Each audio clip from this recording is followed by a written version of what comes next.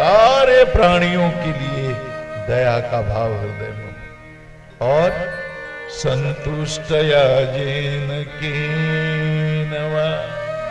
देखो एक बात बताता हूं, हर जगह मैं कहता हूं, जो प्रारब्ध में नहीं है वो आपको कभी नहीं मिलेगा, ये पक्का जाना। 500 करोड़ रुपया लगाकर फैक्ट्री लगाओगे, फेल कर जाएगा। और कोई पेट्रोल पंप पर डीजल भरने की 600 रुपए की पगार पर नौकरी करने वाला आदमी 20,000 करोड़ का आदमी हो जाता है। इसी देश में हुए हैं लोग। हर आदमी चाहता है कि हमारे पास ऐश्वर्य हो। राजा कौन नहीं बनना चाहता? धन किसको नहीं चाहिए? मान किसको नहीं चाहिए? यश किसको नहीं चाहिए? ऐश्वर्य किसको नहीं चाहिए? सारे रजोगुणी जीवों की इच्छा होती है।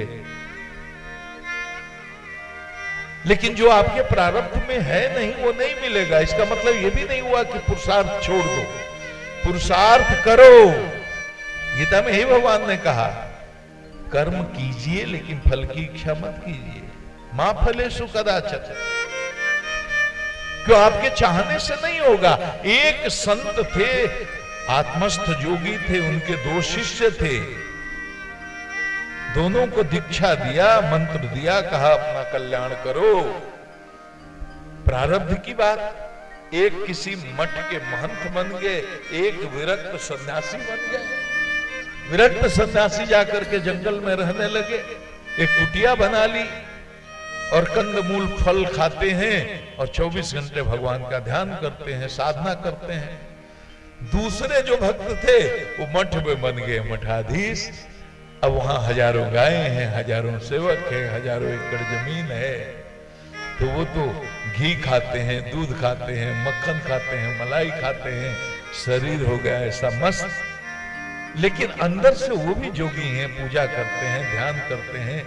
किसी चीज से उनका आकर्षण नहीं है, संसार में उनका आकर्षण अंदर से नहीं है, लेकिन बाहर से ऐश्वर्य चारों तरफ दिखता है। 20 साल के बाद जो विरक्त संत थे, उनकी इच्छा हुई, चलो मैं देखता हूं मेरे गुरु भाई क्या कर रहे हैं। आया, देखा, इनके ऐश्वर्य को देख करके उनको बड़ी पीड़ा हुई। अकेले में हुए तो बोले, गुरु भाई तुम्हारा तो पतन हो गया। गुरु भाई ने कहा महंत जी ने कि मेरा पतन कैसे हो गया? गुरु जी ने दीक्षा दिया था, साधना करो, भगवान को प्राप्त करो। तुम तो यहां भोग कर रहे हो, दूध दही मक्खन मलाई खा रहे हो, हजारों एकड़ जमीन, हजारों सेवक, हजारों गैया, इतना बड़ा प्रपंच खड़ा कर लिया है, तो तुम भजन अब क्या करो?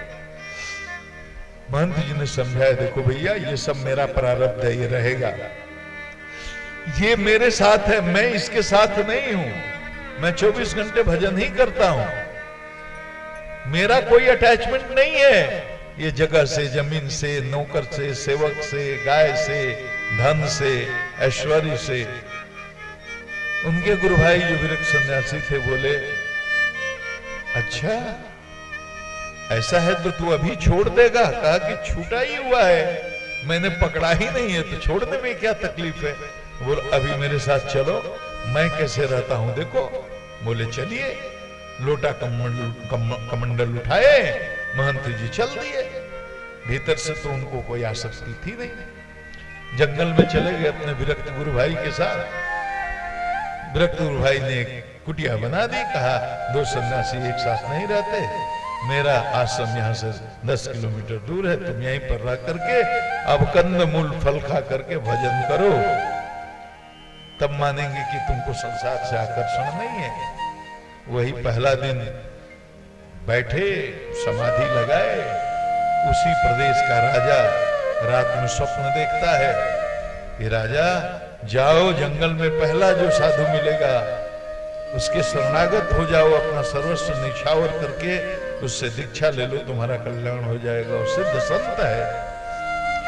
राजा पागल की तरह दौड़ा दौड़ा आया, यही महंत जी मिल गए। समाधि टूटने की प्रतीक्षा करता रहा, समाधि टूटी, शरणागत हुआ, कहा सरकार हमारा सर्वस्व आपको न्योछावर है, निवेदित है।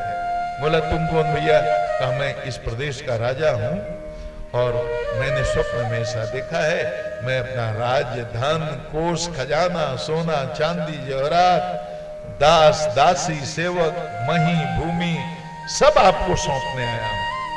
महंत जी कहे भाग्य यहां से कल ही छोड़ करके आया हूं सब, अब मुझे नहीं चाहिए सब। उसने कहा मैं प्राण दे दूंगा महाराज, ये भगवान का आदेश है, ये आपको स्वीकार करना होगा। अब महंत जी पड़े चक्कर में, उन्होंने कहा ठीक भैया मैंने स्वीकार कर लिया, तू मेरी एक बात मान। हाँ महाराज आपकी बात मानेंगे, तुमको चेला भी बना लिया, तेरा राजपाट, धन, कोष, मही, सेवक, दास, दासी सब मेरा हो गया। हाँ हाँ सब गुरुजी यही हम चाहते थे। तो ठीक है, अब मेरे आदेश का पालन कर। हाँ गुरुजी बोलिए। तू जा, जैसे पहले राजा था वैसे ही मेरा प्रतिनिधि बनकर राज कर, मुझे अकेला छोड़। उसने कहा कि गुरुजी ये भी कर लेंगे, लेकिन एक मेरी भी बात आप मान जाओ। क्या? मेरी व्यवस्था में आप रहेंगे क्योंकि आप मेरी गुरु हैं। उन्होंने कहा ठीक है तुम्हारी व्यवस्था में रहेंगे। तुरंत उसने आदेश दिया, वहीं सोने का महल बन गया, सोने का रथ आ गया, दास दासी आ गए। अब 5 साल के बाद विरक्त गुरु भाई फिर बोले कि एक बार चलता हूं। अब तो दुबला पतला हो गया, कंदमूल फूल खा करके बहुत लंबी चौड़ी व्याख्यान देता था कि मैं भी संसार में आसक्त नहीं हूं, जरा देखूं उसका क्या हाल है। आए देखे तो सोने का महल, सोने का रथ, हजारों दास दासी मिला। पूछा अरे गुरु भाई ये क्या है? तो मान जी ने कहा भैया यही मैं बता रहा था, ये मेरा प्रारब्ध है, जहां जाएंगे वहां मुझे भोगना पड़ेगा। तो देखो आज जिसके पास ऐश्वर्य दिख रहा है, किसी के पास धन है, किसी के पास पद है, किसी के पास यश है, या किसी के पास धन, पद, यश सब है, वो केवल इस जन्म की कमाई नहीं है। इस जन्म की केवल कमाई नहीं है, वो पूर्व जन्म का योगी रहा होगा, साधु रहा होगा, साधना किया, साधना से गिर गया, साधना से पतित हो गया, कोई चूक हो गई, इस जन्म में राजा बनेगा, ऐश्वर्य उसके पास होगा। उसके पास जितने ऊंची कक्षा का साधक होगा उतना बड़ा ऐश्वर्य इस जमाने में।